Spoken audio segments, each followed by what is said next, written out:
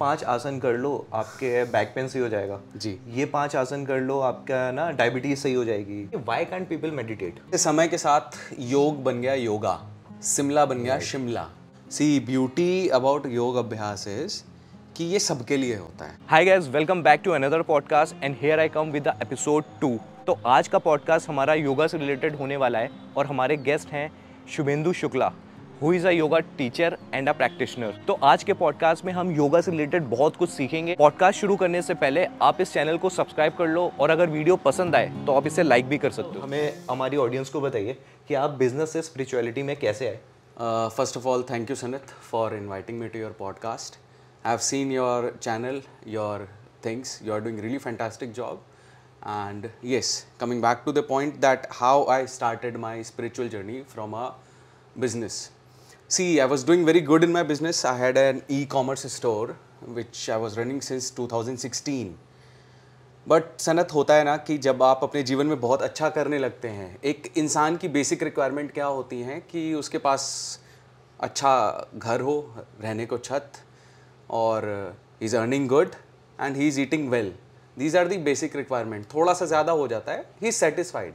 So same happened with me that I did good in my business and I was really enjoying the life, but there was some void. एक होता है ना कि आपको संतुष्टि नहीं मिलती, you are not satisfied that what you are doing actually. और जब ये डिससेटिस्फैक्शन आता है तब आप सर्च करते हो कि आपको क्या सेटिस्फाई कर सकता है, एंड वो सेटिस्फैक्शन होता है अध्यात्म। अध्यात्म को अगर इंग्लिश में हम बात करें तो अध्यात्म ही होती है स्पिरिचुअलिटी। और आध्यात्मिकता के मार्ग पर चलने का मतलब ये होता है कि जब आप सर्व करना शुरू करते हो निस्वार्थ भाव से, बिल्कुल सेल्फलेस एक्ट जब आपका शुरू होता है, दैट इज आध्यात्म। सो विद योग आई find this spiritual path, because here I am teaching and I am like serving others also. By my teaching, many people are getting good life, they are getting healthier, they are getting mental peace. So yes, that is my journey from business to spirituality. And मुझे हमेशा से fitness का शौक था और योग से मुझे एक दिशा मिल गई जीवन में। ओके, जैसा कि मैंने देखा है कि आप 7-8 साल आपने बॉडी बिल्डिंग करी थी and you have built a really good physique. Yes. तो आप बॉडी बिल्डिंग में थे एंड आप योगा में कैसे है? क्योंकि बहुत लोग का ये मानना है कि यार बॉडी बिल्डिंग में ना स्टिफनेस होती है काफ़ी और योगा में आपको फ्लेक्सिबिलिटी चाहिए होती है। तो ये दोनों चीज़ें कैसे आपने को रिलेट करी और कैसे आप इसमें शिफ्ट हुए योगा में? मैंने ये अक्सर देखा है कि लोग सवाल करते हैं जिम बेटर है या योग बेटर है। जी देखिए, बेटर कौन किस चीज़ से क्या है ये सवाल ही उचित नहीं है, सही नहीं है, क्योंकि दो चीज़ें जब सेम होती हैं कंपैरिजन उनमें होता है। जिम बहुत ही डिफरेंट चीज़ है और योग बड़ी ही डिफरेंट चीज़ है। इसमें कंपैरिजन करना ही सबसे बड़ी गलत चीज़, ठीक है। बट अगर मैं अपने जीवन की बात करूँ, how gym helped me in doing योग better.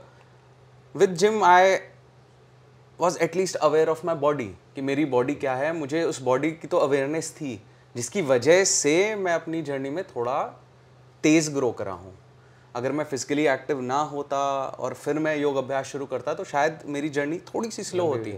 But I was moving my body and so there is no like comparison between gym and योग। Both are really good and both have different benefits. What you want from this gym and what you want from yoga is very different thing. Gym आपको बहुत अलग चीज़ें deliver करता है, योग आपको बहुत ही अलग चीज़ें डिलीवर करता है। राइट। जब भी हम योगा और मेडिटेशन की बात करते हैं हम इन दोनों चीज़ों को अलग अलग मानते हैं। Yoga is different, meditation is different in some perspective. तो क्या ये दोनों में कोई डिफरेंस है? And if there is a difference तो इसको थोड़ा सा आप एक्सप्लेन करें। और साथ ही साथ मेरा एक क्वेश्चन और है कि why can't people meditate? Very interesting question, और ये रिक्वायरमेंट है आज के समय में लोगों के जानने की कि why people can't meditate. Okay, so if we talk about is yoga and meditation different or not, see एक एग्जाम्पल देखते हैं। योग एक पेड़ है जिसकी कुछ डाल हैं और उसमें से एक डाल का नाम मेडिटेशन है। Okay, now talking about facts that Maharshi Patanjali gave us 8 limbs of योग, okay, and those 8 limbs were यम, नियम, आसन, प्राणायाम, प्रत्याहार, धारणा, ध्यान, समाधि। See, अगर किसी इंसान को आसन तक पहुंचना है तो उसे यम नियम का फॉलो करना होगा। किसी को प्राणायाम तक पहुंचना है तो उसे यम नियम आसन करने होंगे तो वो प्राणायाम के लिए एलिजिबल होगा। Okay. किसी को ध्यान तक पहुंचना है तो उसे यम, नियम, आसन, प्राणायाम, प्रत्याहार, धारणा और फिर वो ध्यान तक पहुंचेगा. सो ये एक as per rule, this is a structure. So why people can't meditate? Because see, like if I say, Sanat, that you have to sit stable without moving your body for 10 minutes, trust me, it is very hard. It's very hard. If I say that keep your spine straight and sit for 10 minutes without moving your body, because your body is not prepared for it. So आप body को prepare कैसे करते हो? आसन अभ्यास से उसको prepare करते हो. आपकी बॉडी में प्राणिक फ्लो अच्छा होता है जब आप आसन अभ्यास को करते हो, और बैठने की क्षमता आती है थोड़ी देर तक. फिर आप प्राणायाम का अभ्यास करते हैं, ब्रेथ वर्क पे कंट्रोल करते हैं. जब आपका बॉडी, माइंड, ब्रेथ तीनों सिंक्रोनाइज हो जाता है तब आप ध्यान के लिए एलिजिबल होते हैं. सो यही एक कारण है कि आप मेडिटेशन नहीं कर पाते हैं. Because in this busy life what we want to just plug in headphones in ear and we just want one meditative guided meditation on Spotify, and we just want to meditate. But my dear, that's not the right way to meditate. ऐसे meditation नहीं हो सकता. Okay. So actual में meditation है क्या? Like we see guided meditation कि उसमें बोलते हैं आप अपनी आंखें बंद करो, हेडफोन लगा लो. दो मेरे को तो काफ़ी प्रॉब्लम, बिकॉज हेडफोन लगा के मेडिटेशन करना ऑलरेडी कोई चीज़ आपके दिमाग में आ रही है, लेट्स से हेडफोन्स. तो ये don't you think it's uncomfortable? See, it depends upon person to person. मेरा मानना ये है कि आप अगर किसी भी चीज़ को पूरे मन से कर रहे हैं, पूरे तन से कर रहे हैं, पूरा दिमाग आप उसमें लगा रहे हैं, तो वो आपके लिए मेडिटेशन है. अगर आप बुद्धिस्ट की बात करें, so they make a mandala, they are not closing their eyes, they are moving their body, but they are completely like focused into creating one thing. Okay. Like 14 days, I believe they make this mandala for 8 or 10 days. So वो 10-12 दिन तक एक मंडला बनाते जाते हैं. वो भी उनकी एक साधना है, वो भी उनका एक मेडिटेशन है. कुछ लोग पसंद करते हैं कि वो शांति से बैठ जाए और उनका ध्यान कहीं ना जाए. सो मेडिटेशन बहुत ही लाइक पर्सनल एक्सपीरियंस होता है, हर इंसान का अलग है. तो and there are multiple ways of doing meditation. So आप कोई भी मेडिटेशन कर सकते हैं, बट मेरा मानना ये है कि आप किसी गुरु के सानिध्य में इसको सीखें तो वो ज़्यादा बेटर रहेगा. Instead of chasing meditation techniques on YouTube or Spotify, I believe you should find a right teacher and practice under him or her. That would be better option. Makes sense. जब भी हम मंत्रा chanting करते हैं तो हम ओम नमः शिवाय बोलते हैं, बट कुछ गुरु से मैंने सुना कि it's not Om, it's Aum, AUM. तो इसके बारे में कुछ बताइए कि या क्या मैं गलत हूँ? नहीं, आप बिल्कुल गलत नहीं है और कोई भी गुरु गलत नहीं है. Okay. ओम और ओम दोनों आप बोलिए और किसी में भी आपका कोई नुकसान नहीं है. Chanting Om is very good, chanting Om is very good. Okay. अब इसको मैं थोड़ा और एक्सप्लेन करता हूँ. जैसे समय के साथ योग बन गया योगा, Okay. शिमला बन गया शिमला, कर्णपुर बन गया कानपुर. Okay. ओके, कर्ण बन गया करण, कर्ण बन गया करण. इसी तरीके से ओम बन गया ओम. Okay. सो यही एक कोई खास डिफरेंस नहीं है. अपभ्रंश है, समय के साथ भाषा बदलती है, लैंग्वेज डिस्टॉर्शन होता है और धीरे धीरे चीज़ें यहाँ तक पहुँच जाती हैं. आप ओम भी चैंट करेंगे तब भी सेम बेनिफिट है, आप ओम चैंट करेंगे तब भी सेम बेनिफिट है. ये ओम है क्या, थोड़ा सा एक्सप्लेन करिए. अगर हम बात करें ओम की, इसको इंग्लिश में लिखते हैं AUM. Basically it's not exactly a word. Om is a vibration. अब बात आप पूछोगे वाइब्रेशन कैसे, ये तो शब्द है.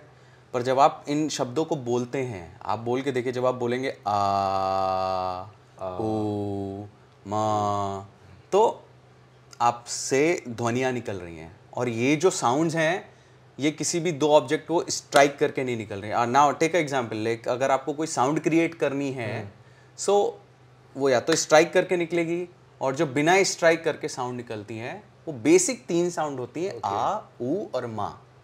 इनको यूनिवर्स की साउंड भी बोलते हैं. So to go into a good meditative state, easiest way is to chant Om, where you create these 3 sound. और जब आप आ की चैंटिंग अच्छे तरीके से, प्रॉपर तरीके से करते हैं, you feel vibration in your stomach. When you chant oo properly, synchronized with your breath, you feel vibration in your chest. And when you chant ma properly with closed mouth, then you feel the vibration from your crown to your neck. अब अगर आपने पढ़ा होगा चक्रास, तो आपके chakras crown से शुरू होते हैं और मूलाधार बिल्कुल बेस तक जाते हैं. So what you are doing, you are just aligning them. Okay, so you are directly working on your energies. और ये आपको सीरियसली 10 मिनट की भी 5 मिनट की भी ओम चैंटिंग आपको इतना काम और कंपोज कर सकती है जितना आपने सोचा नहीं होगा. ये इक्वल रेशियो में हमें करना चाहिए ओम? नहीं, इक्वल रेशियो में नहीं करना चाहिए. Like if I chant Om, it is very similar like this. Simply close your eyes, hand कैसे भी रख लीजिए एक बिगिनर के हिसाब से. आप बड़ा सा मुंह खोलेंगे, आ बोलेंगे, फिर सर्किल बनाएंगे लिप्स का, ऊ बोलेंगे, फिर माँ में होंठ बंद करते हुए खत्म कर देंगे. I will just show you. It's like this.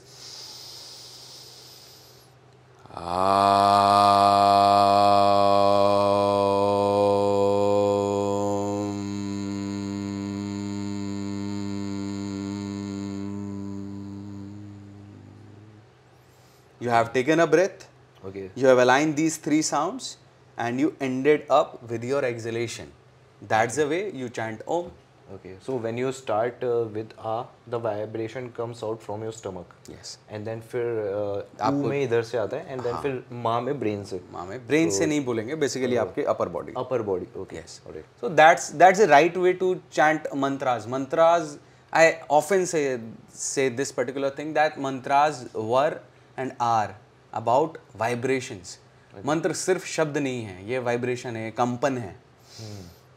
यही है बस. हाँ. तो इसके ओम जब हम बोलते हैं ना, ओम चैंटिंग करते हैं, तो इसके कुछ बेनिफिट्स आप बता सकते हो कि इसके क्या बेनिफिट्स होते हैं? बिकॉज ये बहुत ही वाइडली स्प्रेड है, नॉट इवन इन इंडिया. हम वर्ल्ड वाइड देखते हैं बहुत सारे गुरुज जो हैं वो भी ओम चैंटिंग करते हैं. तो मे बी कुछ ना कुछ तो बेनिफिट्स होंगे इसके. बात करें अगर हम अपने सनातन धर्म की, हर मंत्र के पहले ओम बोला जाता है. और पूजा पाठ से क्या आता है आपके जीवन में? शांति. सबसे पहला बेनिफिट आपके सामने है. जब आप ओम की चैंटिंग करते हो, आप अपने मन को शांत करते हो. आपका मन बहुत जगह भटक रहा होता है. The moment you start feeling those vibrations, your चंचल मन जो इधर उधर भाग रहा है वो एक जगह पर आ जाता है और स्थिरता आती है. You bring stability in your life. You find peace in your life. Like you are creating a good harmony with your energies in the body. So Om gives you peace. And जैसे जैसे आप ओम chanting करते हैं, आपको वो इतने next level state पर लेके जा सकता है जिसकी आपने कल्पना भी नहीं करी होगी. पर सनत जी, समय देना पड़ता है. कोई भी चीज़ एक बार या 2 बार करने से नहीं होती है. अभ्यास करा जाता है, साधना करी जाती है उसकी. एक दिन में कितने मिनट्स के लिए हम ये कर सकते हैं? मैंने अभी पहले आपसे जैसे बोला था कि mantras are always about vibration. तो इसको आप मैं कभी भी इसको पैटर्न से नहीं बांधना चाहता. आप जब तक मन लगाकर सच्चे, like being loyal to your self, जब तक आप मन लगाकर इसको चैंट कर सकते हैं आप करिए. I am not going to give you numbers that chant it for 5 times, 12 times और 108 times.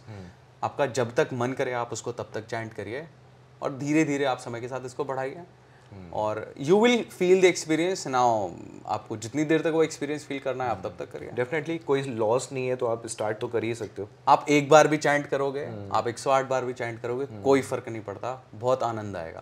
आपको बस एक्सपीरियंस ले सकते हैं. Yes, you have to just feel that vibration, feel that peace. और जिस दिन आपको उसका टेस्ट मिल गया, आप फिर उसको कभी छोड़ने वाले नहीं हो. तो शुभेंदु जी, मेरा एक क्वेश्चन है.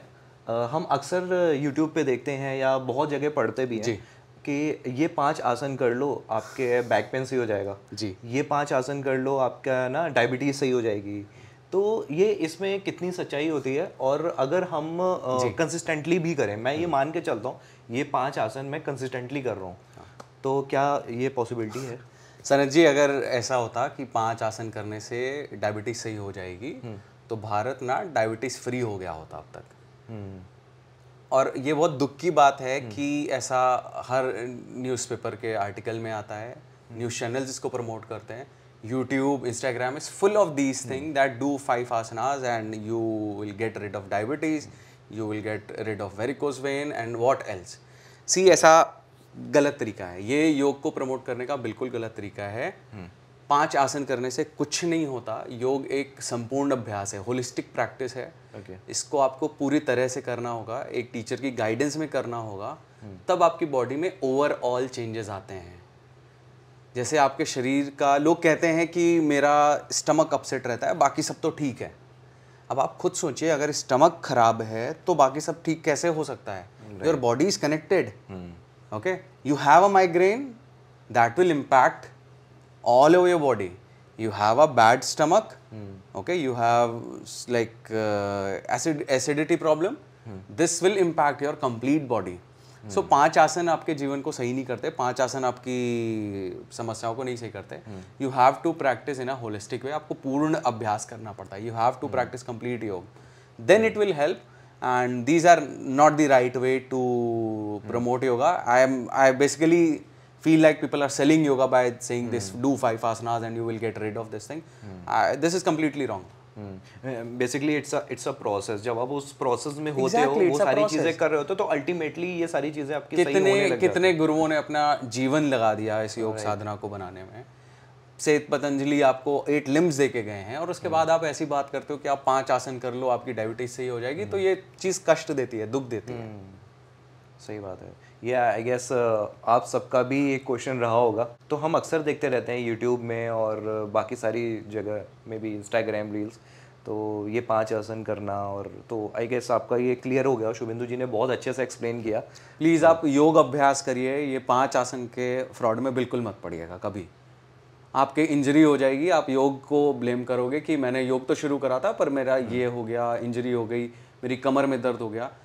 आपकी कमर में दर्द इसलिए हो रहा है कि आपने योग बेसिक से सीखा नहीं और आप सीधे एक एक्सट्रीम आसन करने पहुंच गए अपने कष्ट से बाहर आने के लिए. प्रॉब्लम ये है, हर चीज़ के लिए एक एक्सपर्ट होता है. आपकी सर्जरी होनी होती है, आप एक होम्योपैथिक डॉक्टर के पास नहीं जाते उस सर्जरी के लिए. You have a surgeon for that. So जिसका काम उसी को साझे. एग्जैक्टली वो चीज़ यहाँ पे अप्लाई होती है कि जो काम जिसका है आप उसको करने दो. Do not do these 5 asana by seeing on YouTube and do not fall in this trap please. एक काफ़ी जनरल सा क्वेश्चन है. आई होप ये शायद हेल्प आउट करेगा ऑडियंस को. जी. जैसे बहुत लोग बीमार होते हैं, लेट्स से कि नी इंजरी हो गई, किसी के पेसमेकर लगा हुआ था. हाँ. तो ऐसे लोग योगा कैसे कर सकते हैं? सी, ब्यूटी अबाउट योग अभ्यास इज कि ये सबके लिए होता है. अब किसी के पेस मेकर लगा है, अच्छा ये एक बड़ी अच्छी चीज़ है. यहीं पे एक डिफरेंस आता है कि जिम और योग को क्यों कंपेयर नहीं कर सकते हैं. राइट? जिम में तो ये बिल्कुल नहीं कर सकते. Gym is very good, very good. But whenever you are into gym, you are continuously raising your heart beat. And to keep your body healthy, what you actually need is proper circulation of blood flow in your body. Your joints are mobile. That's the healthy body. What else you need? So एक physically fit होने के लिए आपका heart rate हर बार बढ़े ये ज़रूरी नहीं है. Have you ever seen a person going into a gym and coming out very calm and composed? Though they have a satisfaction of doing that particular strength training, but they are involving their heartbeat. Like their heartbeat is popping up, pumping up, pumping up. But now imagine a person who has gone through heart surgery. He can't do gym, but he can do yoga. Okay. So there are different styles of yoga. So yoga gives you liberty to modify each and everything as per your body needs. If you are having pain in your knee, we will strengthen it. We will strengthen it. उसको हम strong करेंगे. उसको भी हम train करेंगे, पर थोड़े अलग तरीके से करेंगे जिसमें आपके नी में समस्या ना आए. आपको हार्ट बीट अपनी पंप अप नहीं करनी है, तो आप उस हिसाब से इस प्रैक्टिस को मॉडिफाई करो, पर सेल्फ प्रैक्टिस नहीं करते. Gym gives you a liberty of doing self practice. Of course it's a easy way to learn. You can learn doing lifting things by just seeing on YouTube, but when it comes to yoga it is working in also. So when it is working in, so you do not worry about that how should I work in. Better go with a teacher and practice it. Okay, so depending on the personality of a person, we can change the posture as per him, right? Not exactly posture, Sanath. We have to change the complete practice. एक इंसान अगर depression में है तो उसके लिए एक अलग तरीके की प्रैक्टिस डिज़ाइन होगी. और एक इंसान स्टिफ बॉडी वाला है, जिसकी बॉडी बड़ी स्टिफ है, उसके लिए एक अलग प्रकार की प्रैक्टिस डिज़ाइन होगी. So yes, form like we create a different set of practice for different kind of needs. But what I'll say that one holistic yoga abhyas where you are working on each and every part of your body in a week is going to help you, whether you are going through depression, anxiety or stiffness. Do complete yoga abhyas, holistic yoga abhyas where you are working on your complete body from head to toe, working on your inner body, working on your pranayam. Things will be fine. Okay, so a person who is physically disabled can do a yoga. Of course, physically disabled, deaf, blind. See, yoga is for everybody. Everybody. That's it. Okay. All right. So my next question, is yoga a religious practice? No, of course, yoga is not a religious practice. Yoga is for everyone. मैंने जैसा बोला था कि yoga is for everybody and everyone, everybody. किसी भी धर्म का इंसान योग अभ्यास कर सकता है. कौन किसको रोक रहा है योगा करने से? पर अगर ये बोला जाए कि योग आया कहाँ से, तो डेफिनेटली वो आदि योगी से आया. और यही एक कारण है कि योग में हम आदि योगी शिव की प्रार्थना करते हैं, उनको प्रे करते हैं. हम उनको धर्म से नहीं जोड़ रहे हैं, हम किसी से ये नहीं कह रहे कि ये आपके भगवान है, आप इनकी पूजा करिए. बट ही इज आवर गुरु. एक ऐसे गुरु जिन्होंने योग दर्शन दिया, योग समझाया हमें. क्या उनको प्रे करना गलत है? Definitely not. Definitely not. So अगर हमारे भगवान ही हमारे गुरु हैं और उनको हम प्रे कर रहे हैं, तो उसको एक रिलीजियस प्रैक्टिस क्यों कहना उचित है? सो ये बड़ा ही maybe this is the reason कि लोग योगा, बहुत लोग अदर रिलीजन वाले योगा नहीं करते. They thought it's a Hindu religion thing. ये तो बड़ा वास्ट सब्जेक्ट है. हिंदू भी आप जानते होंगे कि Hind is for HI is for Himalayas and INDU is for Indus river. अब इन दोनों के बीच में रहने वाले सभी लोग हिंदू हैं. तो Hindu is a lifestyle. Hindu is a lifestyle. So ये कहना बिल्कुल गलत है कि योगा एक रिलीजियस प्रैक्टिस है. बट येस, जो हिंदू धर्म में जिनको हम अपना भगवान मानते हैं, योग उन्हीं से निकला है. योग गुरु वही है, आदि योगी शिव ही सब कुछ हैं जिन्होंने हमें योग का ज्ञान दिया. मेरा एक क्वेश्चन है जी, जो योगा से थोड़ा सा हट के है. अभी आजकल हम पावर ऑफ मैनिफेस्टेशन के बारे में बहुत कुछ सुन रहे हैं. पहले 1-2 बुक्स हुआ करती थी जो मैंने भी पढ़ी, the secrets and all. But अभी काफ़ी सारी बुक्स भी आ गया और अलग अलग ऑथर कुछ अलग अलग बताते रहते हैं मैनिफेस्टेशन के बारे में. तो do you believe in it? पहली चीज़ तो ये है. डेफिनेटली सनत जी. मैनिफेस्टेशन है क्या? मैनिफेस्टेशन एक लॉ ऑफ अट्रैक्शन है. आप किसी एक चीज़ के बारे में सोचते हो, somewhere you are thinking that I am getting closer to this thing, closer to this thing, और आपकी पूरी बॉडी एनर्जी आपको उसी एक डायरेक्शन में भेजना चालू करती है. That is manifestation. और एक मज़े की बात कि इस भारत देश में हर घर में पूजा होती है, हर धर्म में पूजा होती है. और वो पूजा क्या है? वो भी एक मैनिफेस्टेशन है. आप शांत मन से बैठ के साधना करते हैं, ध्यान लगाते हैं, अपने आराध्य की पूजा करते हैं, और उसके बाद एक हर कोई, मैं नहीं कह सकता, पर यूजुअली एक कॉमन मैन कुछ ना कुछ प्रार्थना करता है कि हे भगवान मेरा ये कर दो. और वो चीज़ रोज़ कर रहा है, रोज़ कर रहा है. तो वो भी तो एक मैनिफेस्टेशन है. तो मैनिफेस्टेशन आज की चीज़ नहीं है, मैनिफेस्टेशन हमेशा से रही है और बहुत ही अच्छी प्रैक्टिस है. बस इसको थोड़ा और माइंडफुलनेस की तरह करा जाए तो आप बहुत अच्छी लाइफ लीड कर सकते हो अपनी. And yes, it's a very good way. It's like if you want something, you are preparing your mind and your energies of the body to reach that thing. So manifestation is really good, and that's it. These are my views on manifestation. मैंने एक जगह काफ़ी different सा perspective पढ़ा था जो शायद आपको सुनने में भी काफ़ी डिफरेंट लगे. ऐसा बोला जाता है, जैसे हमने सुना है पैरेलल यूनिवर्स. हाँ, तो पैरेलल यूनिवर्स होता है और ये हम एक्सप्लोर भी कर रहे हैं साइंस में. हाँ, जो कि वेद में अगर आप पढ़ोगे तो वो पहले से हम एक्सप्लोर कर चुके थे. जी. तो पैरेलल यूनिवर्स ऐसा कहता है, मैनिफेस्टेशन को लेके ये कहता है कि लेट्स से आप कोई काम करते हो एंड उसमें आप अपने आप को सक्सेसफुल देखते हो कि ये एक मैनिफेस्टेशन है. आपका एक दूसरा थॉट आता है जिसमें आप अपने आप को एज अ फेलियर देखते हो. एक तीसरा और आता है आपका दिमाग में थॉट कि शायद ये होगा या नहीं होगा. आप कंफ्यूज देखते हो. तो पैरेलल यूनिवर्सेस हैं अलग अलग, और बहुत ही एटॉमिक लेवल पे जब हम उसको देखते हैं तो बहुत सारे यूनिवर्सेस हैं. तो एक्चुअल में देखा जाए तो बहुत ही कम टाइम में हम उस यूनिवर्स में चले जाते हैं. लेट्स से एक तरफ आप सक्सेसफुल हो, एक तरफ आप हार चुके हो और एक तरफ आप कंफ्यूज हो, तो जो सोचोगे सब कुछ पॉसिबल है, सब कुछ पॉसिबल है। आप उस पैरेलल यूनिवर्स में ही होगे आप।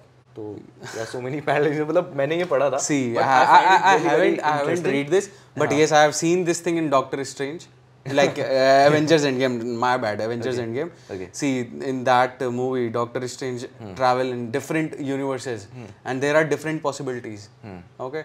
So yes, there is a theory behind that movie also, and we have Vedas also. So see, like saying, I do not have any opinion on this, but yes, it is very interesting. मुझे काफी ये fit बैठता हुआ दिखा कि हाँ यार ऐसा हो सकता है, पहले यूनिवर्स में वहाँ चला गया मैं। हर जगह अलग अलग थ्योरीज हैं और इंटरेस्टिंग है। मैं इसके बारे में पढ़ना ज़रूर चाहूँगा, पर इसके बारे में कोई ओपिनियन देने के लिए मैं अपने आप को अनफिट मानता हूँ। But interesting it is really. हमारे वेद में भी पैरेलल यूनिवर्स का मल्टीपल डायमेंशंस और बहुत कुछ है जो हम लोगों ने अभी तक पढ़ा ही नहीं है, पहले से एक्सप्लोर्ड है बट पढ़ते ही नहीं। सी डिस्कवर्ड सनत जी सब कुछ है, we are just rediscovering it. So that's life, that's how it goes. Okay, तो शुभेंदु जी ये मेरा लास्ट क्वेश्चन होने वाला है इस पॉडकास्ट का। जब हम योगा की बात करते हैं ना, तो yoga not even in India, हम आउटसाइड इंडिया की भी बात करें, पूरे वर्ल्ड की बात करें, तो योगा हमने बहुत तेज़ी से योगा का ट्रेंड इंक्रीज होता हुआ देखा है। Why is it so? मतलब ऐसा क्या हो रहा है कि जो योगा की तरफ लोग काफ़ी ज़्यादा इंक्लाइन हो रहे हैं? सी Sanat ji, world is growing really fast, India is also growing really fast, but in this fast pace we are not looking toward our health, we are declining. Health point of view से Bharat decline कर रहा है, world भी decline कर रहा है। Mental health पे कोई ध्यान देना नहीं चाहता, मेंटल हेल्थ को एक्सेप्टेंस ही नहीं दी जाती कि मेंटल हेल्थ कुछ है। बट मेंटल हेल्थ आपके जीवन में बहुत इंपॉर्टेंट रोल प्ले करती है, and each and every one should pay attention to his or her mental health and physical health. और जब आप चीज़ों से घिरते हो, when you are facing problems, only then you look for solution, and when you look for solution, yoga was always there, yoga is there, and yoga will be always there to help you. So it's not that today it's booming up, today yoga is a requirement. अगर आप योग नहीं करोगे इस भागती ज़िंदगी में, तो आपके जीवन में ठहराव नहीं आएगा, और आप उस ठहराव को ढूंढने के लिए टॉक्सिक चीज़ों में पड़ने लगोगे। Like alcohol is a solution for you, but yoga is not a solution for you. That's the sad thing. I'll say that you should be high on yoga. Alcohol is an escape. Yes. So I believe that you better be high on yoga, not on alcohol, and live your life in a healthy way.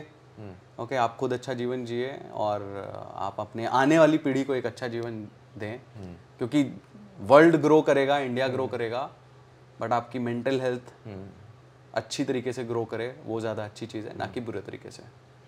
And if we go back to 30 years, तो अगर हम देखेंगे तो तब इतना mental health का तो term भी यूज़ नहीं किया जाता था उस ज़माने में, आज से 30 साल पहले की बात करें।